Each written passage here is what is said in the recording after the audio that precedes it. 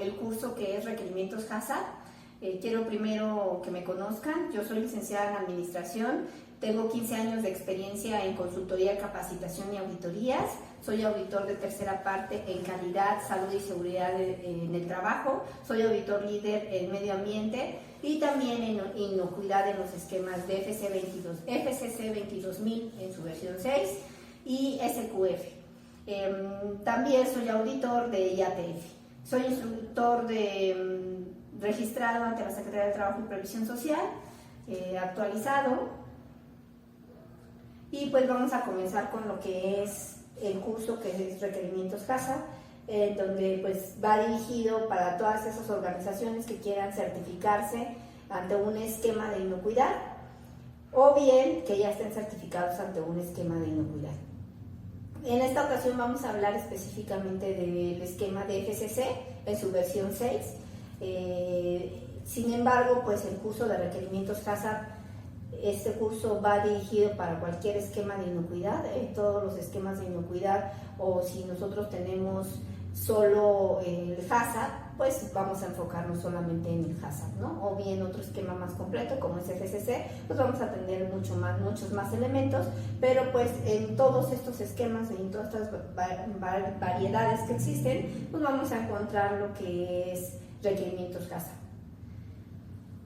Voy a comenzar pues con las definiciones más importantes que ustedes tienen que conocer. Voy a partir desde lo más sencillo, lo más simple, hasta pues las definiciones ya más específicas dirigidos a HACCP. La primera definición que ustedes tienen que conocer o que deben de saber es inocuidad. ¿Qué es inocuidad? Inocuidad es que no cause un daño adverso a la salud, que ese alimento que va a elaborar esa organización, ese empaque o esa forma en que se está almacenando el producto no sean adecuadas y no causen un daño a la salud del consumidor. ¿Cómo podrían causar un daño a la salud del consumidor? Pues que se pueda introducir un agente químico, biológico o físico en los alimentos que están elaborando, o bien en el empaque o en el ambiente para el almacenamiento de los alimentos que van a ir dirigidos para el consumo humano. También es importante que ustedes conozcan lo que es prerequisitos. La definición de prerequisitos son todas aquellas condiciones y también en buenas prácticas de manufactura adecuadas con condiciones de higiene, ¿no? Para que esto es algo que toda organización que quiera implementar un sistema HACCP debe de comenzar a implementar primero los prerequisitos, primero estas condiciones adecuadas, es lo básico que debe de tener toda organización para que pueda partir de estas condiciones adecuadas, de estas buenas prácticas de manufactura y posteriormente comenzar con el proceso de un análisis de peligro, que en este caso es el HACCP. El HACCP parte de la siguiente manera: existen pasos previos. Tenemos pasos previos que son 5, que vamos a ir mencionando uno por uno, y después ya van a ir los pasos HACCP o los pasos para el análisis de peligro, que son 7. Y que también vamos a ir mencionando uno por uno para que ustedes puedan entender cómo es el proceso sistemático para la identificación y evaluación de un análisis de peligro y poder identificar si pueden existir peligros existentes en toda la cadena alimentaria. ¿Qué es lo que tenemos que partir? Pues con estos pasos previos. Como ya les había mencionado anteriormente, estos pasos previos, y como su nombre lo dice, es previo y es antes de comenzar con el análisis que tenemos que llevar a cabo. Los pasos previos son 5. El primer paso que tenemos que considerar es pues tener un equipo de inocuidad. Ya dijimos que, ya dimos la definición de inocuidad, que inocuidad pues tiene que ser que no cause un daño a la salud. Y si es que existe un daño a la salud, entonces pues ya no es inocuo, ¿no? Para eso debe de existir un equipo de inocuidad. Este equipo de inocuidad lo que va a hacer es que va a cuidar que exista un control en todos. Hablamos de una definición muy importante que son prerequisitos, entonces debe de existir un control en todos estos prerequisitos. ¿Quién se tiene que asegurar de que se cumpla con esos prerequisitos? Pues debe de existir un equipo de inocuidad, un equipo formado, un equipo multidisciplinario que tenga la competencia necesaria. Y cuando yo hablo de que tenga la competencia necesaria, es primero, pues que conozca acerca de la operación de la organización, que conozca del giro de la organización, que tenga experiencia en el giro, y pues claro que van a ser personas que ya están trabajando ahí mismo, que ya llevan años en la organización y que conocen muy bien cómo es la operación. Ese es un punto número uno, que pues vamos a, que cuando nosotros querramos formar nuestro equipo de inocuidad, pues no nos va a ser tan complicado, porque siempre en las organizaciones vamos a tener a estas personas que ya tienen experiencia, o estos responsables de proceso, que por eso son los responsables de proceso, porque tienen la experiencia necesaria para liderar un proceso, ¿no? Para llevar a cabo todos los controles que requiere cada uno de estos procesos. Esa es una parte que debes de cumplir, o que debe de cumplir el equipo de inocuidad, que conozca del giro de la organización. También debe de conocer acerca de inocuidad, debe de conocer los conceptos básicos de inocuidad. Si está, en este caso, como ya les había mencionado, vamos a hablar acerca de FCC en su versión 6, entonces debe de conocer del esquema, debe de saber qué es lo que le pide el esquema, debe de conocer las definiciones básicas y necesarias para poder dar cumplimiento y implementar todos los requisitos que el esquema te está pidiendo. Y esto puede partir de una serie de capacitaciones en donde pues se puede dar formación de interpretación del esquema FCC en su última versión. En este caso estamos, ya lo dije varias veces, estamos en la versión 6. También necesitamos tener este curso, que es del que estamos platicando ahorita, que es requerimientos HACCP, que el equipo sepa qué es un HACCP, para qué se necesita, para qué se requiere, de qué manera nos va a servir a nosotros en la operación, y también el que conozca acerca de los prerequisitos. Yo menciono la definición de prerequisitos y hablo de que son las condiciones adecuadas y son buenas prácticas de manufactura de higiene, pero hay una norma específica que te va a hablar de cada uno de esos prerequisitos. Estas normas son las normas TS, y que van a ir dirigidas de acuerdo al giro de la organización o a la categorización. En este caso, así es como le llama FCC, una categorización que se le da a la organización de acuerdo al giro que tiene, ¿no? Entonces, de acuerdo a esta categorización es la norma TS que le va a corresponder para saber qué prerequisitos son los que tiene que implementar. En todas las normas TS pues tenemos 15 prerequisitos. Voy a partir también de ahí para que ustedes sepan un poquito más acerca de los prerequisitos. Voy a dejar un poquito al lado lo del equipo, de la formación del equipo. Les voy a hablar un poquito más también de los prerequisitos para que ustedes conozcan un poquito más de ello, aunque ya lo mencioné, hay un curso específico de prerequisitos, pero deben de saber que hay una norma TS que les va a corresponder de acuerdo a su categoría, y estas normas TS siempre nos van a hablar de 15 prerequisitos. Y estos 15 prerequisitos deben de estar implementados a lo largo de la cadena alimentaria. En esta norma te va a hablar de cómo es que se deben de implementar y cuáles son los requisitos que te van a pedir, cuáles son esas condiciones que te van a solicitar y cuáles son esas buenas prácticas o controles que tú necesitas tener en toda la cadena alimentaria. Esto lo tiene que saber el equipo de inocuidad. Todas estas definiciones y todos estos cursos pues los debe de conocer un equipo de inocuidad. Como base mínima, por lo menos debe de conocer de la interpretación del esquema, del que en este caso FCC, debe de conocer requisitos y debe de conocer lo que es requerimientos HACCP.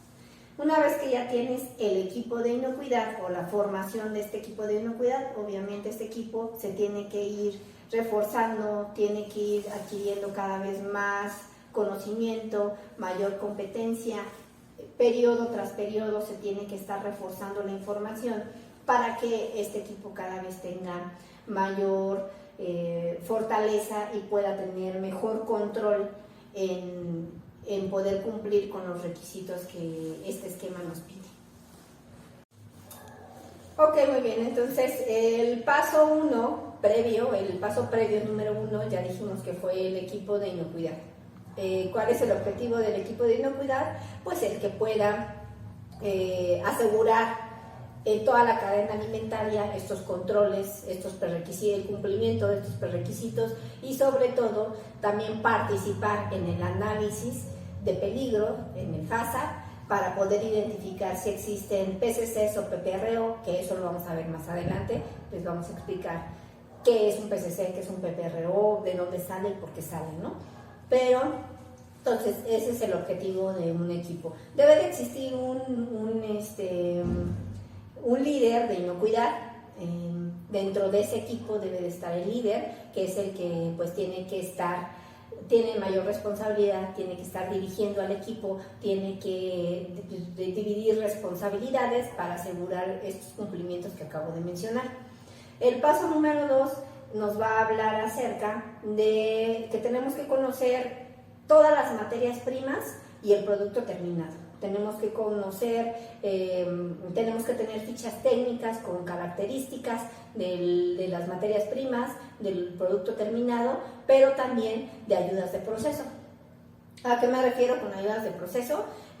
Por ejemplo, tenemos el proveedor de fumigación. El proveedor de fumigación va a utilizar químicos para realizar las fumigaciones correspondientes, si es que llegan a existir. Y entonces esos químicos pues también están involucrados dentro del proceso, dentro de la cadena alimentaria, que también tenemos que considerar dentro de esas fichas técnicas que debemos de tener, o las características de cada uno de estos productos, materias primas, químicos, como acabo de mencionar.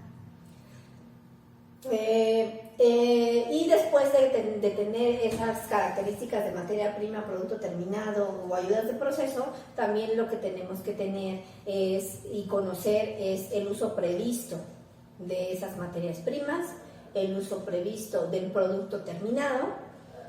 Ese ya sería el paso previo número 3.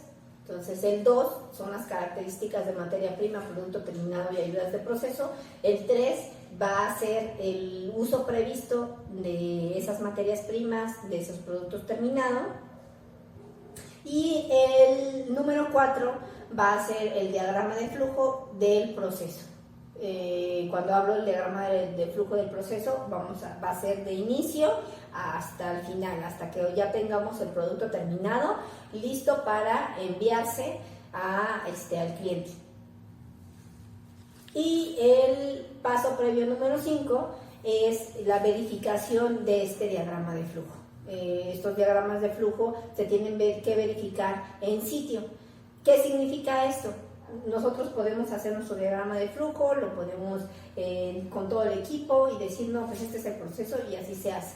Pero después todo el equipo, o tal vez algunos integrantes del equipo, tengan que bajar a la operación real, al día con día, de cómo es paso a paso este diagrama de flujo, para conocer si omitimos algo o si pusimos algo que a lo mejor ya no está, ya no existe, y que pueda ser el diagrama de flujo adecuado y exacto como es el proceso como tal.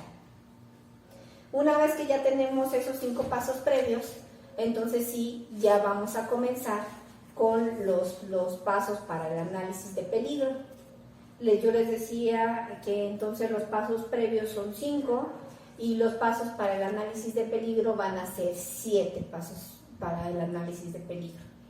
Hay un mecanismo que me gustó mucho, que lo utiliza una colega mía y que me dijo, utilízalo porque funciona para que las personas que están tomando el curso y que es la primera vez que tienen acercamiento con toda esta terminología y es un poco complicado, lo puedan entender mejor. Entonces yo voy a darles una frase, ahorita voy a hacerlo en un papel y vamos a comenzar con esta frase para poder asociar estos 7 pasos y les voy explicando uno por uno cómo es que funciona. Bien, entonces retomando esta parte de los 7 pasos de análisis de peligro, yo les platicaba que una colega mía que es Hilda, que saludos a Hilda, ella me recomendó pues poder realizar esta técnica porque es más fácil de poder retener la información de esos pasos HACCP, ¿no? De los pasos de análisis de peligro. Y aquí voy a recorrer, a ver si lo alcanzan a visualizar, o está muy chiquito. Díganme. ¿Ah, sí? Ok. Yo siento que ustedes me están contestando, o sea, aunque no lo escuchen. Ok, tenemos esta frase que es: apenas lo marco, veo registro. Y vemos que la A y la P, entonces ustedes para aprenderse los 7 pasos del análisis de peligro o los 7 pasos HACCP, lo que tienen que hacer es solo aprenderse esta frase: apenas lo marco, veo registro. Entonces repiten conmigo: apenas lo marco, veo registro. Ahora, si ustedes observan en la pantalla, la A y la P son mayúsculas, la L, la M, la A, la V y la R. Bueno, el registro está en mayúscula totalmente.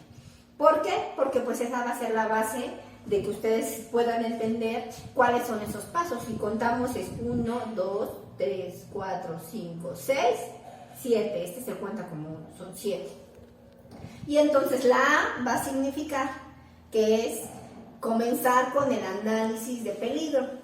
¿Cómo es que comenzamos con el análisis de peligro? Ya tenemos los pasos previos, ya tenemos toda esa información que yo les comenté, ya le hemos formado el equipo, tiene la competencia, conoce de la operación, conoce qué es inocuidad, conoce las materias primas, conoce el producto terminado y las ayudas de proceso, porque ya tenemos las fichas técnicas con las características, conoce el uso previsto de cada una de estas materias primas y producto terminado, y conoce mucho más a detalle ahora. Si ya lo conocía en el día a día, ahora con el diagrama de flujo y con la verificación en sitio, lo conoce mucho mejor. Toda esa información la vamos a necesitar porque esa información va a ser necesaria para poder hacer el análisis de peligro. ¿Qué es lo que vamos a analizar? Cada una de las etapas del proceso, cada una de las materias primas, cada uno de los productos terminados, y lo que vamos a analizar es que no exista un peligro químico, físico o biológico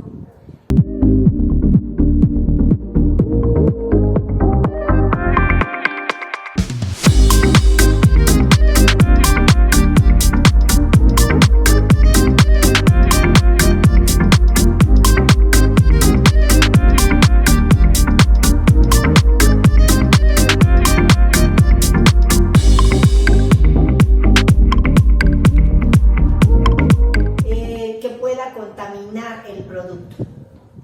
Entonces, en el análisis de peligro vamos a partir de toda esa información que tenemos, de esos pasos del diagrama de flujo, para hacer paso a paso el análisis en qué etapa del proceso se puede introducir un peligro físico, químico, biológico, y también en qué materias primas, en qué producto terminado, en qué ayudas de proceso pudiera introducirse un producto químico, físico, biológico.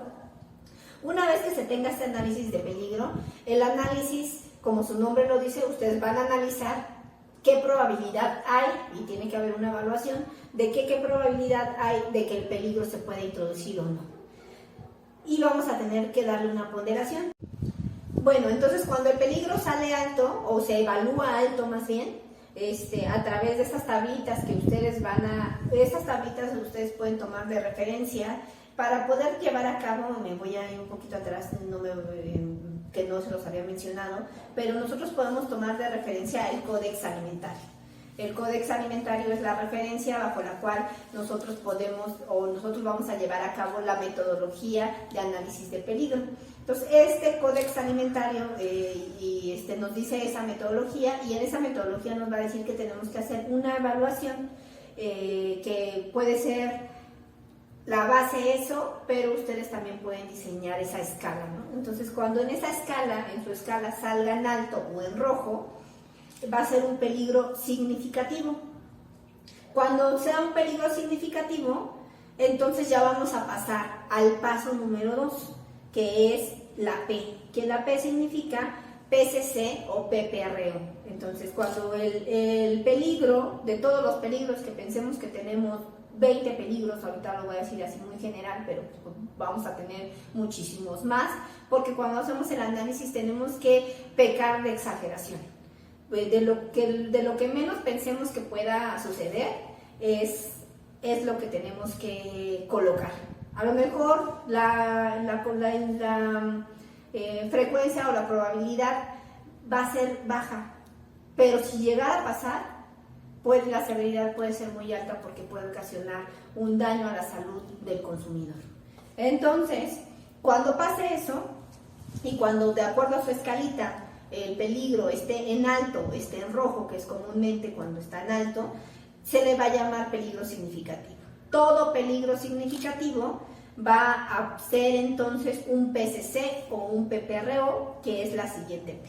Es el siguiente paso del análisis de peligro. ¿Por qué? Porque ¿qué es un PCC y qué es un PPRO? Ya de todos los peligros que nosotros identificamos, que fueron 50, 100 peligros, identificamos que probablemente 2 o 4 pudieran ser peligros significativos, que son altos. Entonces ya pasan a un árbol de decisiones en donde nosotros vamos a saber si es un PCC, y cuando digo PCC es punto crítico de control, o un PPRO, que es un prerequisito operativo. ¿Cuál es la diferencia uno del otro? Ambos son peligros significativos, pero el PCC tú lo vas a encontrar en una etapa final de tu operación y de tu proceso, en donde si se introduce el peligro químico, físico, biológico, prácticamente ya no hay manera de que tú puedas hacer algo y pues todo tu producto ya va a estar contaminado. Entonces ahí ya vas a tener que activar lo que es el tratamiento de un producto potencialmente no inocuo, que bueno, esa ya es otro curso totalmente diferente, ¿no? Pero entonces el PCC siempre lo vas a encontrar en la etapa o en la fase final de la operación. Pero el PPRO, como su nombre lo dice, es un prerequisito operativo, va a estar en la operación. Entonces tú lo vas a encontrar, siempre va a estar ubicado, o en donde se va a introducir el peligro, va a estar en alguna de las etapas de la operación, pero no en la final.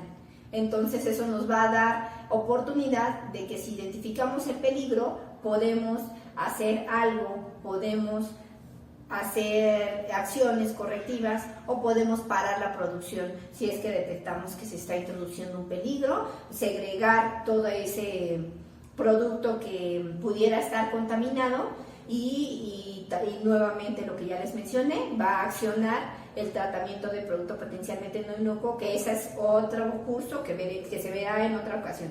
Número 4, entonces son las medidas de control. Una vez que tú ya defines si tienes PCCs o PPROs, que pueden ser varios, y ya también tienes muy definido cuál es el límite crítico o límite aceptable, entonces tenemos que definir una medida de control. ¿Para qué? Para que esa medida de control retenga el contaminante, ya sea físico, químico o biológico, y en esta etapa o en este paso número 4 es en donde se tiene que definir esa medida de control. Paso número 5, acciones correctivas. Si llegara a fallar esa medida de control y rebasa los límites críticos o límites aceptables, ¿qué acciones correctivas son las que vamos a llevar a cabo? Número 6 es la verificación de esta medida de control, en donde tenemos que identificar verificación y validación, en donde vamos a identificar si esta medida de control es la adecuada, si esa malla es la adecuada, si ese filtro es el necesario y si está reteniendo lo que está reteniendo, o cualquier otra medida de control que se identifique adecuada para retener el peligro. Y por último, el paso número 7 ya es entonces el tener registros de todo esto. ¿Qué son los registros de todo esto? Pues tenemos que tener el registro de estas medidas de control, de que no rebase estos límites críticos o estos límites aceptables y que se asegure que no se va a introducir ningún peligro físico, químico o biológico. Esos son los pasos HACCP. Entonces ya conocemos entonces cuáles son los 7 pasos HACCP, con esta frase que que les va a ayudar mucho, porque aprendiéndose esta frase y las letras iniciales, pues nos va a dar la guía de saber, es la A. ¿Qué significa? Pues el análisis de peligro. Es la P. ¿Qué significa? Pues que ya en el análisis de peligro ya se identificaron los peligros significativos, pero se pasó por un árbol de decisiones y de ahí se determinó si era un PCC o un PPRO. Entonces la P es de PCC o PPRO. ¿Qué es un PCC? ¿Qué es un PPRO? Es lo mismo. Es un peligro significativo. La única diferencia es la etapa en la que se encuentra identificado en donde se pudiera introducir un peligro físico, químico, biológico. Ahora, me quiero ir a una parte muy importante que ustedes deben de conocer. Les dije que el paso número 6 es verificación y validación de la medida de control. ¿Qué diferencia hay entre verificación y validación? La verificación, pues se puede realizar verificaciones completas, es una revisión que se puede llevar a cabo por auditorías internas y externas, se puede llevar a cabo por checklist de verificación, en donde vas poniendo cumple, no cumple, y estas verificaciones pueden ser periódicas, ¿no? De acuerdo a la necesidad de la medida de control que estemos estableciendo. La frecuencia de la comprobación deberá ser suficiente para confirmar que el HACCP o el análisis de peligro funciona correctamente. Y la validación, a diferencia de la verificación, que ya dijimos que la verificación es revisar si cumple o no cumple a través de estas auditorías internas o externas, o a través de estas revisiones. La validación es un proceso para confirmar que el PCC o el PPRO utilizado en una etapa del proceso, ya dijimos que si está dentro de la etapa del proceso es un PPRO, si está al final de la etapa del proceso ya es un PCC, es adecuado para su uso previsto, lo que ya les decía. Si esa medida de control que se ha determinado realmente está reteniendo y no permite que se introduzca este contaminante o este peligro. Y con esto pues determinar si es fiable y a través pues de qué, de constancias y resultados analíticos. Ahí sí necesitamos tener pues toda esta información que debe de estar documentada por parte del equipo de inocuidad. Es muy importante que ustedes conozcan esta diferencia de una verificación y una medida de control, porque debemos de tenerlo para el paso número 6. Bien, pues básicamente eso es parte de lo que sería a nivel general un HACCP, es como se lleva a cabo. Les vuelvo a recordar el HACCP, parte de los pasos previos que dijimos que son 5, la formación del equipo de inocuidad. Este equipo de inocuidad debe de tener la competencia adecuada y necesaria en conocimientos de la organización, de la operación, pero también en conocimientos de inocuidad. Debemos de tener las características de las materias primas, productos terminados, el uso previsto, diagramas de flujo y su verificación de los diagramas de flujo, y con eso pues cumplimos con los 5 pasos previos. Como su nombre lo dice, es lo previo que debemos de tener para poder hacer un análisis así de completo y objetivo, ¿no? Una vez que tenemos estos pasos previos, comenzamos a partir con los pasos del análisis de peligro, que lo vamos a recordar a través de una frase. Que la frase nos dice, ¿qué nos dice la frase? Apenas lo marco, veo registro. El paso número 1 es el análisis de peligro, el paso número 2 es PCC o PPRO, paso número 3 límite crítico o límite aceptable o condiciones aceptables, el 4 medidas de control, el 5 acciones correctivas, el 6 verificación validación y el 7 registro, que tenemos que tener registro de este análisis de peligro. Y con eso nosotros estaríamos teniendo ya toda esta información de soporte para tener un análisis de peligro completo. Claro, todo este análisis también debe de estar soportado con soporte científico, que al momento de llevar a cabo el análisis de peligro, pues debemos de soportarlo con información científica que realmente tenga peso, también de páginas oficiales, de información que sí sea verídica, ¿no? Por otro lado, es importante recordarles que el análisis de peligro, la metodología para el análisis de peligro, lo más adecuado es utilizar el Códex Alimentario. Este Códex Alimentario es el que nos da la metodología del análisis de peligro y, claro, pues tomar pues su última versión.